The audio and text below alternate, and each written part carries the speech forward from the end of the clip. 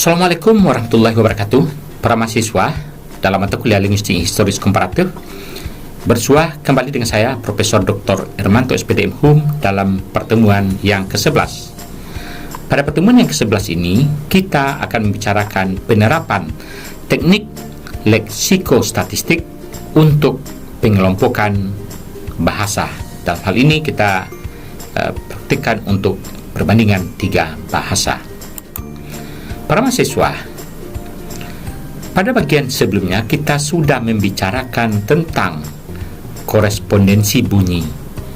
Penjelasan korespondensi bunyi tersebut adalah dasar untuk menentukan kosakata berkerabat. Setelah kita menemukan kosakata berkerabat, maka berikutnya kita menggunakan teknik leksikostatistik.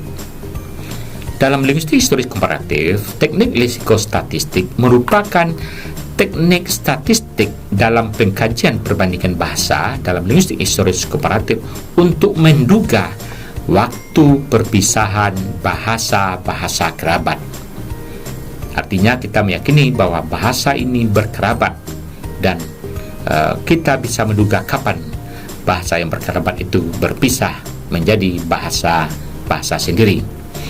Leksikostatistik adalah suatu teknik dalam pengelompokan bahasa yang lebih cenderung mengutamakan peneropongan kata-kata atau leksikon secara statistik untuk kemudian berusaha menetapkan pengelompokan itu berdasarkan persentase kesamaan dan perbedaan suatu bahasa dengan bahasa yang lain. Jadi terutama kita akan melihat persentase kesamaannya atau persentase kesamaan kosakata berkerabat. Para mahasiswa, kita melihat pandangan Pateda yang berpendapat bahwa leksikostatistik atau sering disebut juga glotokronologi, kalau ini menurut Pateda, adalah ilmu yang mempelajari umur kata sejak mula adanya. Jadi dalam sejarahnya, ilmu ini dapat dimanfaatkan untuk menentukan bahasa induk atau bahasa proto. Jadi sekali lagi para mahasiswa, bahasa yang sekarang dalam ilmu linguistik disebut dengan bahasa modern, sedangkan bahasa masa lalu atau bahasa induk yang menurunkan bahasa-bahasa modern disebut dengan bahasa proto. Jadi ada istilah bahasa proto atau bahasa induk dan ada istilah bahasa modern. Bahasa modern adalah bahasa yang ada pada masa sekarang. Itu konsep di dalam linguistik historis komparatif. Para mahasiswa, kenapa kita menggunakan teknik leksikostatistik ini? Ada 2 asumsi dasar. Crowley menyebutkan bahwa teknik leksikostatistik digunakan atau bertolak dari 2 asumsi dasar. Yang pertama, beberapa bagian kosakata suatu bahasa adalah subjek yang lebih kurang berubah atau digantikan oleh kosakata lainnya. Jadi bahasa dari turunannya dari waktu ke waktu terjadi perubahan atau diganti oleh kosakata yang lain. Jadi perubahan kosakata inti adalah relatif sama untuk semua bahasa. Jadi pola pergantian kosakata itu dalam bahasa mana saja relatif sama. Yang kedua, asumsinya adalah jarak atau kecepatan penggantian kosakata pada kosakata inti lebih kurang sama dan terjadi untuk semua bahasa. Jadi relatif sama pola penggantiannya dan juga kurang lebih sama terjadi pada semua bahasa di dunia. Itu adalah 2 asumsi dasar teknik leksikostatistik di dalam linguistik historis komparatif. Para mahasiswa, berikut kita sebutkan istilah kekerabatan. Pertama, kekerabatan berasal dari kata kerabat. Kerabat memiliki pengertian pertalian keluarga, sedarah, sedaging, keturunan dari induk yang sama. Pengertian itu juga kita gunakan dalam linguistik historis komparatif. Yang kedua, berkerabat memiliki pengertian, memiliki hubungan kekeluargaan. Jadi kalau 2 bahasa berkerabat, berarti dia punya hubungan kekeluargaan yang diturunkan dari bahasa induk yang sama. Ketiga, istilah kekerabatan menunjukkan penjenisan, yakni yang mengatakan siapa seseorang dalam satu keluarga, baik dalam hubungannya dengan pertalian langsung maupun dengan pertalian tidak langsung.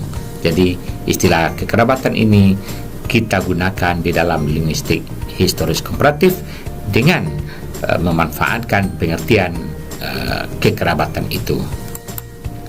Para mahasiswa, penetapan kata kerabat berdasarkan teori-teori korespondensi bunyi, kita akan menggunakan penetapan kata kerabat yang dalam konsep linguistik historis komparatif kita sebut juga dengan kognat, yakni didasarkan atas persamaan-persamaan sebutan untuk nama suatu hal yang dipakai oleh penutur bahasa yang dibandingkan. Artinya, kata kerabat adalah kata yang mirip atau sama baik secara fonemis maupun makna yang diucapkan oleh kedua penutur bahasa yang berbeda tersebut.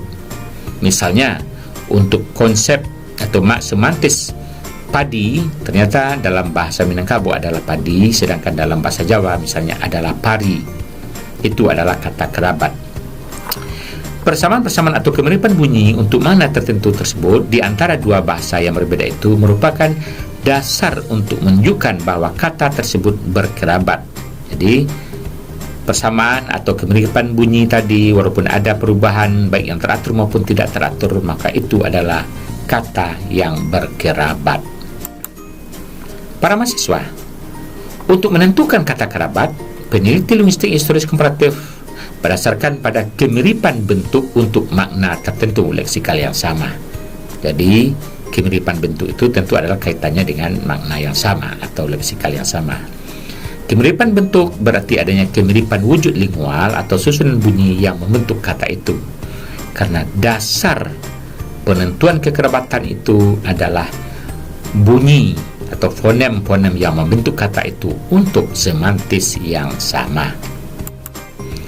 Para mahasiswa, beberapa cara penetapan kata kerabat. Yang pertama, pasangan kata itu identik. Jadi maksudnya adalah pasangan kata yang semua fonemnya atau bunyinya sama seperti kita bicarakan pada pertemuan sebelumnya. Misalnya, kata-kata yang identik di antara kedua bahasa itu dinyatakan sebagai kata kerabat atau kognat. Misalnya, bentuk glos tangan atau sementik tangan dalam bahasa Minangkabau adalah tangan dan dalam bahasa Mandailing juga adalah tangan. Yang kedua, pasangan kata itu memiliki korespondensi fonemis atau timbal balik dan teratur serta tinggi frekuensinya. Bentuk lingual yang berimbang antara kedua bahasa tersebut dinyatakan sebagai kata kerabat. Misalnya, kata abuak dalam bahasa Minangkabau adalah sekerabat dengan kata ubuk dalam bahasa Mandailing. Jadi, ini yang kedua, walaupun dia tidak identik, tapi dia ada tampak ada perubahan yang teratur. Tadi ada A, kemudian dengan O, sedangkan ada sisipan di tengah vokal A. Jadi ini A di depan dan O di depan. Para mahasiswa, yang keempat adalah kemiripan secara fonetis dapat juga penentu bahwa pasangan kata itu sekerabat. Misalnya, untuk glos ibu dalam bahasa Minangkabau digunakan kata amak, sedangkan dalam bahasa Mandailing digunakan kata umak. Jadi ini adalah pergantian di depan A dengan U. Yang keempat, satu fonem berbeda terjadi karena pengaruh lingkungan yang dimasuki, sedangkan bahasa lain pengaruh lingkungan itu dapat ditetapkan sebagai kata kerabat. Misalnya, untuk glos atau semantik makan, dalam bahasa Minangkabau digunakan kata makan, sedangkan dalam bahasa Mandailing digunakan kata mangan. Jadi tampak dilihat bahwa ada fonem K diganti dengan fonem nge yang berada pada posisi tengah kata. Para mahasiswa, dua asumsi dasar pelaksanaan teknik leksikostatistik. Yang pertama adalah, asumsi pertama adalah beberapa bagian kosakata suatu bahasa lebih kurang berubah atau tergantikan oleh kosakata lainnya. Pada kenyataan, kosakata inti yang relatif berubah dan bertahan adalah sama pada banyak bahasa. Ini yang dipegang. Jadi, di bahasa yang manapun untuk kosakata inti, kosakata itu relatif sama dan terjadi pada banyak bahasa.